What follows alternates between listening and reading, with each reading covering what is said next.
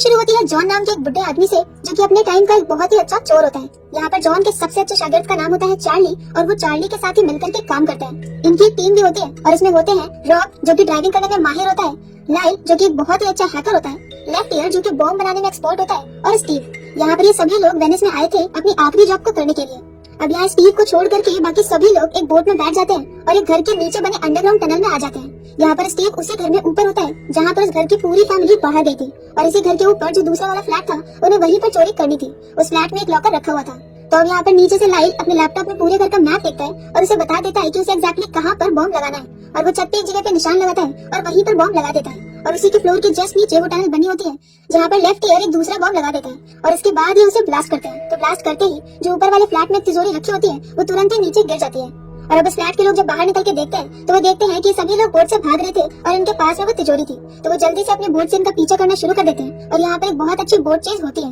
पर थोड़ी देर बाद हमें पता चलता है कि असल में वो रियल लॉकर तो पानी के अंदर ही पड़ा है, और यहाँ पानी के अंदर चार्ली और जॉन होता है। और ये पूरा प्लान चार्ली का होता है, जहाँ पर वो बोट में एक नकली तिजोरी रख करके सभी लोग को दौड़ा रहे थे, और दूसरी तरफ जॉन आराम से पानी के अंदर उसी लॉक को ओपन कर रहा था। जॉन हर टाइप के लॉक को खोलने में एक्सपर्ट था, तो वो जल्दी ही इस लॉक को भी खोल लेता है, और इसके अंदर बहुत सारा सोना होता है। ये पूरा सोना $32 मिलियन का होता है, जिसे वो लोग जल्दी से निकाल करके अपने साथ लेकर के निकल जाते हैं। अब यहाँ पर जो बोट चेज कर रहे थे उनके सामने एक कूड़ेदान वाली बोट आ जाती है, जिसके ऊपर उनकी बोट चढ़ जाती है, और अब वो वहाँ से नहीं निकल सकते। और ये कूड़ेदान वाली बोट का भी प्लान चार्ली का ही होता है, और उसी ने वो बड़ी सी बोट वहाँ पर रखवाई थी। ये मूवी की स्टार्टिंग की पहली चोरी थी, पर फिर भी ये चोरी भी सिंपल और बहुत ही ज्यादा औसम थी। अब नेक्स्ट सीन में ये सभी लोग एक बर्फ वाली जगह पे खड़े होते हैं, क्योंकि अब ये वेनिस से थोड़ा आगे निकल आए थे। और यहाँ पर चार्ली की सभी लोग तारीफ करते हैं, क्योंकि बिना किसी एक को भी चोट लगे या फिर किसी की भी जान जाए, चार्ली ने बहुत ही आसानी से वो चोरी कर ली थी। यहाँ सभी आपस में बात कर रहे थे कि वो इन पैसों से क्या करेंगे, और यहाँ पर स्टीव बोलता है कि उसने अभी तक कुछ डिसाइड नहीं किया है। और अब इसके बाद ये लोग यहाँ से आगे वैन में बैठ करके जा रहे थे कि तभी एक रास्ते पे उनके आगे पीछे दो गाड़ियां करके रुक जाती है, और अब स्टीव अपनी गन निकाल करके हर किसी को गन पॉइंट पर ले लेता है। यहाँ पर वो जॉन को शूट करके मार देता है, और इसके बाद उसके आदमी सारा सोना निकाल के अपनी अपनी वैन में रख लेते हैं।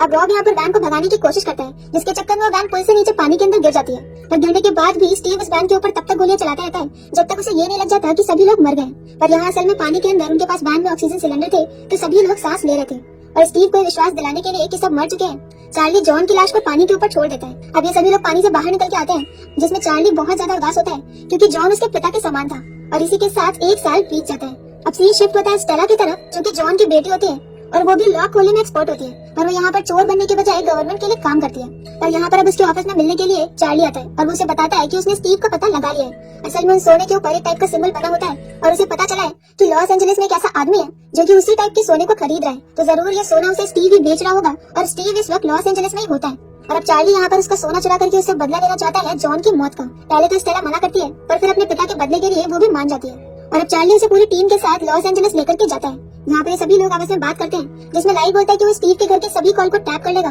तो अब से स्टीव जो भी बात करेगा वो उन्हें सुनाई देगी। इसके अलावा चार्ली बोलता है कि किसी को घर के अंदर जाकर के मैप बनाना पड़ेगा, ताकि जब वो लोग चोरी करे तो उन्हें रास्ता पता हो। साथ ही में वो चोरी करने के बाद पास के मेट्रो के स्टेशन पर जाएंगे, तो वहाँ पर पहुँचने के लिए कौन सा रास्ता फास्टेस्ट होगा, साथ ही में वहाँ पर पहुँचने में कितना वक्त लगेगा, ये सारा काम रॉब का होता है, क्योंकि वही अच्छा ड्राइवर होता है। तो अब यहाँ पर स्टीव उन्हें बताता है कि अगर वो ट्रैफिक के साथ उस पूरे रास्ते को पार करेंगे तो उन्हें 1 घंटा लग जाएगा, पर अगर उन्हें रास्ता क्लियर मिले तो फिर सिर्फ 14 मिनट में वो स्टेशन तक पहुँच सकते हैं, कि वो सारे ट्रैफिक ऑपरेटिंग सिस्टम को हैक कर लेगा और उनके लिए रास्ता क्लियर करेगा। यहाँ इनकी प्लानिंग चली रही होती है कि हम नेक्स्ट सीन में स्टीव को देखते हैं, जो कि उसी आदमी के पास आता है और अपनी 2 सोने की ईंटें बेच करके जाता है। यहाँ पर उसके घर के सामने वैन से चार्ली और उसके साथी उसके ऊपर नजर रख रहे थे, और यहाँ पर उन्हें पता चलता है कि वो जो सिक्योरिटी सिस्टम को लगाता है अपने घर में, वो इतना ज्यादा पावरफुल है कि लाइल भी उसे तोड़ नहीं सकता, तो उन्हें किसी और तरह से घर के अंदर जाना होगा। तो चार्ली यहाँ पर प्लान बनाता है कि वो पावर को कट करेंगे और फिर सही करने के लिए वर्कर के ड्रेस पहन के अंदर जाएंगे। पर यहाँ पर एक प्रॉब्लम होती है, क्योंकि स्टीव को लगता है कि वो सभी लोग मर चुके हैं, पर फिर भी अभी तक स्टीव ने स्टेला को नहीं देखा था, तो ये काम स्टेला आसानी से कर सकती है, और स्टेला भी इसके लिए मान जाती है। नेक्स्ट सीन में रॉब और लाइल उसी सिक्योरिटी सिस्टम की वैन के सामने खड़े होते हैं, जहाँ पर एक लड़की भी होती है।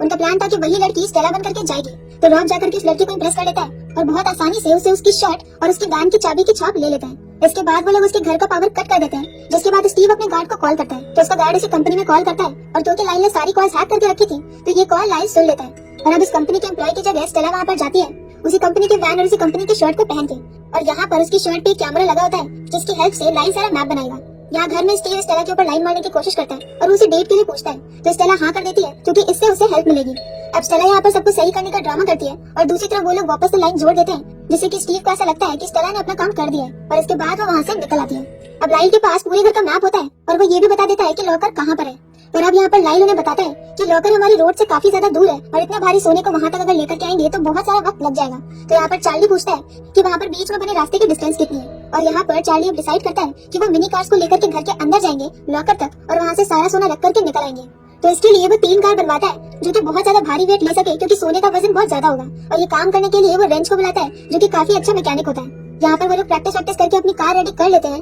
और दूसरी तरफ स्टीव एक बार फिर से जाता है अपने थोड़े से और सोने को बेचने के लिए। पर यहाँ पर वो आदमी जो उससे सोना खरीद रहा था वो पहचान जाता है कि ये सोना वेनिस का चुराया हुआ है और इस वजह से स्टीव उसे शूट करके वहीं पर मार देता है और वहाँ से निकल जाता है। उसके जाने के बाद वहाँ पर उसी आदमी का भाई आता है जिसका नाम होता है मैस्कॉफ और मैस्कॉफ एक बहुत बड़ा डॉन होता है और अब वो यहाँ से पता करने लगता है कि उसके भाई को किसने मारा है। तो उसे स्किनी पीट के नाम का पता चलता है जिसके पास जाकर जब वो पूछता है तो स्किनी पीट को लगता है कि शायद उसे चार्ली ने मारा होगा क्योंकि वो सोने को खरीद रहा था। असल में वही चार्ली का दोस्त था जिसने उसे ये बताया था कि यहाँ पर एक आदमी ऐसे सोने को बेच रहा है। तो वो उस डॉन को भी चार्ली का ही नाम बता देता है और अब यहाँ से वो डॉन चार्ली को ढूंढने लग जाता है। अब मैक्सीन में इनकी चोरी का दिन आ चुका था और ये उसी दिन चोरी करने वाले थे जिस दिन स्टीव ने स्टेला को डेट के लिए पूछा था। उनका प्लान था कि स्टीव डेट के लिए जाएगा और रेस्टोरेंट में बैठा रहेगा और ये लोग यहाँ से चोरी करके निकल जाएंगे। और अब जब ये लोग घर के सामने पहुँचते हैं तो उन्हें पता चलता है कि स्टीव के नेबर ने एक पार्टी रखी है जिसकी वजह से वहाँ पर बहुत ज्यादा भीड़ होती है और चार्ली जैसा कि बहुत ज्यादा सफाई से चोरी करता था और वो किसी को भी अपनी चोरी में हर्ट करना नहीं चाहता था, इसीलिए वो प्लान को अवॉइड करता है और बोलता है कि वो लोग किसी और दिन आकर के चोरी करेंगे क्योंकि आज वहाँ पर भीड़ बहुत ज्यादा है। और इसके बाद स्टेला चली जाती है स्टीव के साथ डेट के लिए ताकि स्टीव को बिल्कुल भी शक न हो।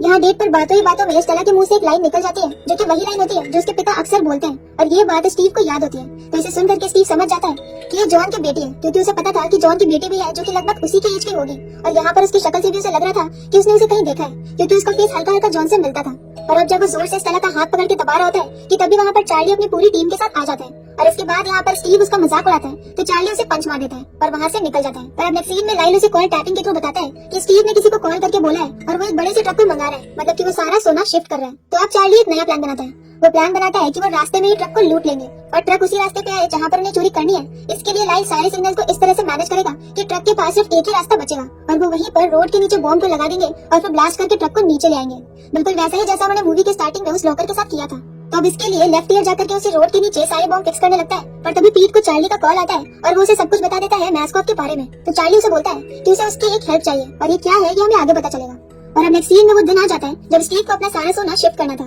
यहाँ पर वो खुद एक चॉपर के अंदर बैठा होता है पर अब उसके घर के सामने से 3 ट्रक निकलते हैं और उसके घर के ऊपर चार्ली की नजर होती है और वो देख करके शॉक हो जाता है कि 3 ट्रक है और अब इसमें से किसने सुना है ये उन्हें पता लगाना है। तो यहाँ पर लाइल उन्हें फोटो के थ्रू टायर की हाइट नाप करके बताता है जो कि वो कैमरास में देख रहा था और जिस भी ट्रक के अंदर उतना सारा भारी सोना रखा होगा उसके टायर की हाइट बाकी बचे हुए 2 ट्रक की हाइट से कम होगी और इसी तरह से वो लोग उस ट्रक का पता लगा लेते हैं जिसके अंदर सोना होगा और अब वो इस ट्रक का नंबर बाकी सभी लोगों को बता देता है। और अब यहाँ पर वो लोग 3 कार लेकर के मेट्रो स्टेशन के अंदर चले जाते हैं और एग्जैक्टली जब ट्रेन आ रही होती है तभी वो ट्रेन के सामने वाली पटरी पर कूद जाते हैं अपनी कार के साथ और क्योंकि वो ट्रेन इलेक्ट्रिक होती है तो लाइल उस ट्रेन को भी बंद कर देता है और अब यहाँ से उनके पास टनल का पूरा रास्ता खाली होता है। यहाँ से वो चलते चलते उसी रोड के नीचे आ जाते हैं जहाँ पर उन्हें ट्रक को ब्लास्ट करना था। अब ट्रक यहाँ से वही रूट लेते हुए आती है जो कि लाइल ने उसके लिए सेट किए थे और एग्जैक्टली वो उस पॉइंट पे आके रुक जाती है क्योंकि वहाँ पर ट्रैफिक हो गया था और ये भी लाइल का किया हुआ था। जहाँ वो खड़ा होता है वहीं पर तुरंत रोड ब्लास्ट होती है और वो पूरा ट्रक नीचे चला जाता है और अब यहाँ पर रेंच उसके बगल में एक बहुत बड़े से ट्रक के साथ खड़ा था और वो ट्रक का एक बड़ा सा हिस्सा उसके ऊपर गिरा देता है जहाँ पर रोड पर गड्ढा था जिसकी वजह से किसी को भी पता नहीं चलता है कि वो ट्रक कहाँ पे गया। पर फिर भी उसने ट्रक के साथ बाइकर्स भी लगाए थे तो उन्हें पता चल जाता है। तो वो लोग टनल के अंदर घुसने की कोशिश करते हैं पर मेट्रो की वजह से उनके कई रास्ते बंद हो जाते हैं पर फिर भी वो लोग जैसे तैसे ट्राई कर रहे थे कि वो टनल के अंदर चले जाएं।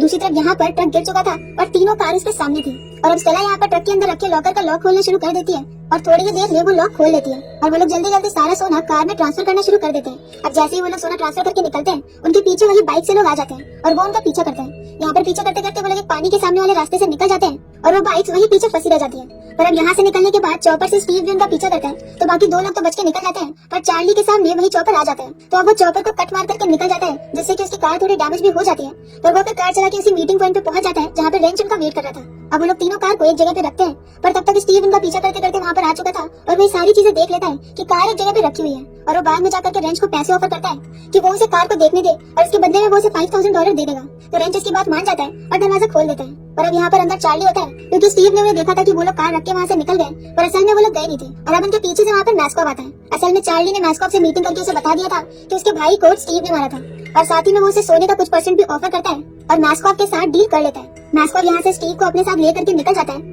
और ये सभी लोग भी कार के सोने को लेकर के अपने अपने रास्ते निकल जाते हैं। और अब हम लास्ट सीन में देखते हैं कि जिसने अपने लिए जो भी सोचा था वो उन सभी पैसों से वो सब कुछ कर रहे थे और इसी हैप्पी एंडिंग के साथ ये फिल्म यहीं पर खत्म हो जाती है।